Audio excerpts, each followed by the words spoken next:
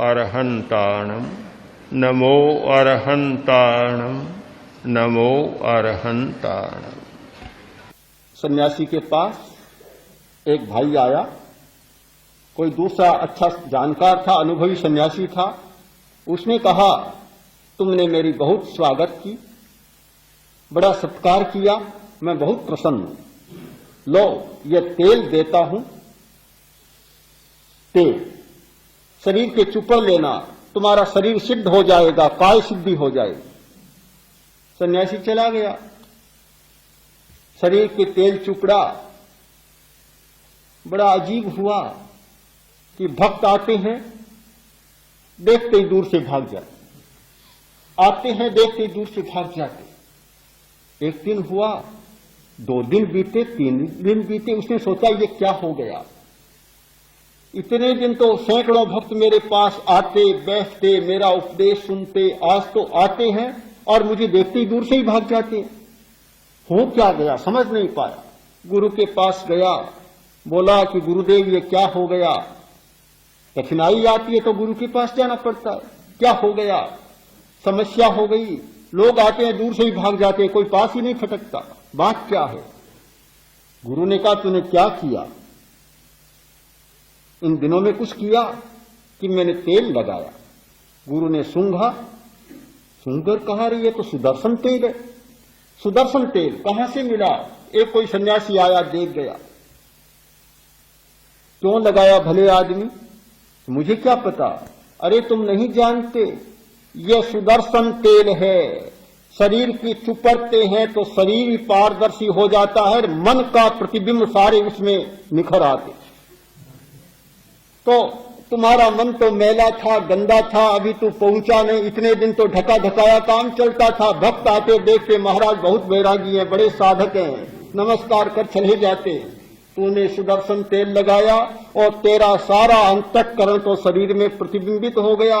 भक्त आता और देखता है, घबरा जाता, अरे ये क्या, ये तो इतना गंदा, इससे तो हम भी अच्छे हैं, भाग जाते हैं दूर से। जल्दी स्नान करो, इसे साफ करो। अरे भैया, तुम्हारे लिए तो तिल्ली का तेल ही अच्छा है, सुदर्शन तेल की तुम बात छोड़ दो।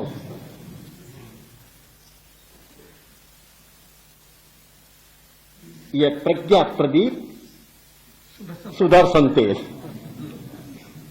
यहां आते हैं तो प्रकट होती है सारी बातें, सब कुछ प्रकट होता है। भीतर में क्या क्या जमा कर रखा है, कितने भंडार भर रखे हैं, वे सारे प्रकट होते हैं प्रकट। और शिकायत होती है कि ये हो गया, वह हो गया। अरे भले आदमी, अच्छा है। हाँ अच्छा है, तुम लेकर आए थे, यहां तो केवल प्रकट हुआ, यहां कुछ हुआ तो नहीं, केवल प्रकट हुआ है। जो प्रकट होता है उसे सताना मत मानो। यह सताया नहीं जा रहा है, यह साधा जा रहा है, शरीर सद रहा है। मैं देखता हूं कि थोड़े दिनों में, 2, 4, 5 दिन में भी जैसे शरीर की थोड़ी सी सिद्धि होती है और लोग बड़ा विचित्र अनुभव करने लग जाते। 4थे 5वें दिन तो अनुभव आने लग जाते हैं। किसी को चांद दिखने लग जाता है, किसी को सूरज दिखने लग जाता है और किसी को और कुछ दिखने लग जाता है। 2 दिन पहले जो कह रहा था कि कुछ समझ में नहीं आ रहा है, और आज वह कह रहा है कि ऐसा चांद दिखा कि मानो चांद यहां आकर उतर गया। अजीब स्थिति बन जाती है।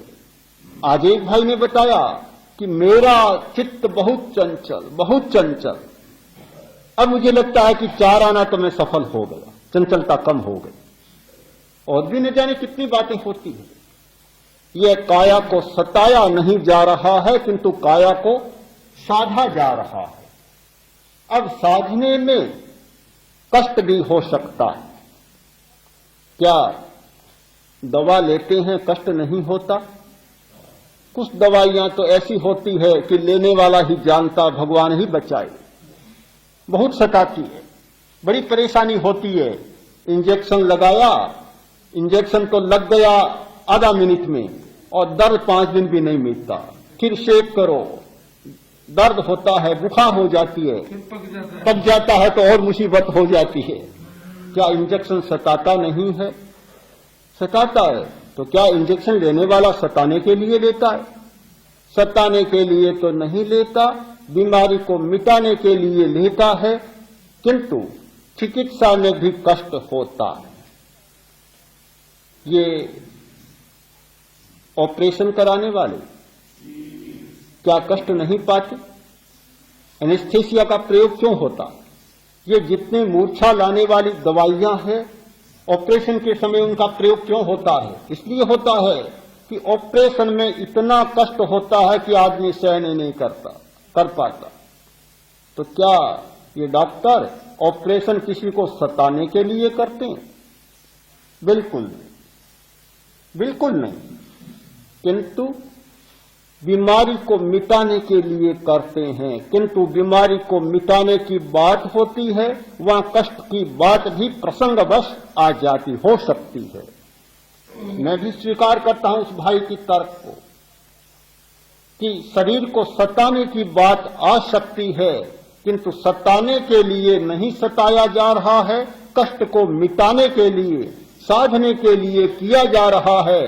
कष्ट भी हो सकता है और सताने जैसी भाषा भी बन सकती है।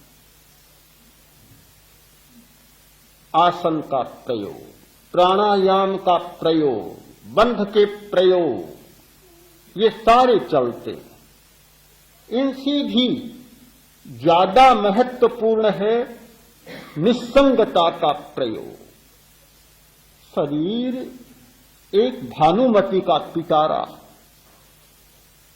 एक शरीर को समझने के लिए पूरा जीवन खप जाए तो भी आदमी नहीं समझ पाएगा।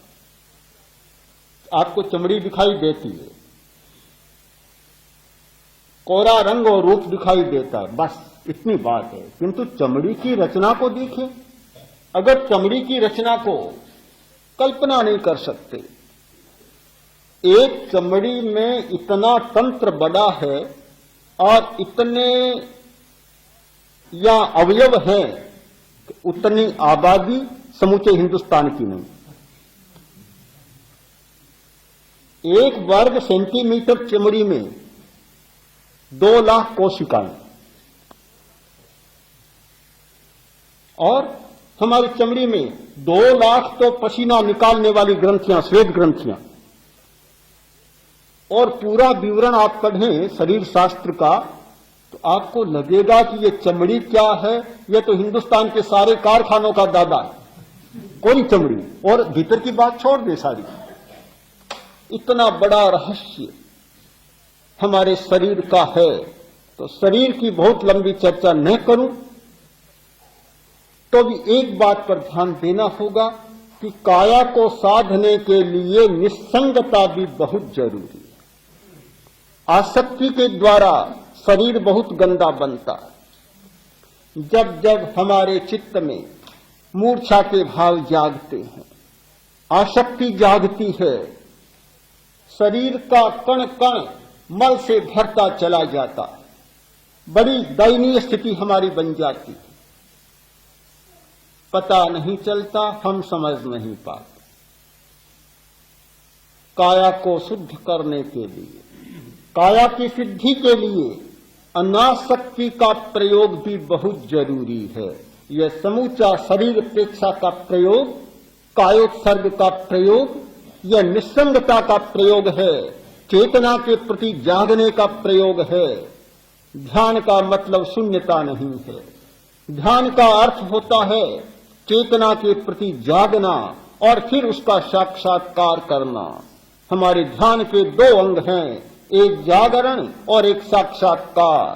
पहले जागना होता है और फिर अभ्यास बढ़ते बढ़ते परिपक्वता आते आते साक्षात्कार की स्थिति में चले जाते हैं। रंग का साक्षात्कार, अक्षर का साक्षात्कार, फिर अपने शरीर का साक्षात्कार, शरीर के अवयवों का साक्षात्कार, और होते होते एक दिन आता है कि जब चेतना का साक्षात्कार।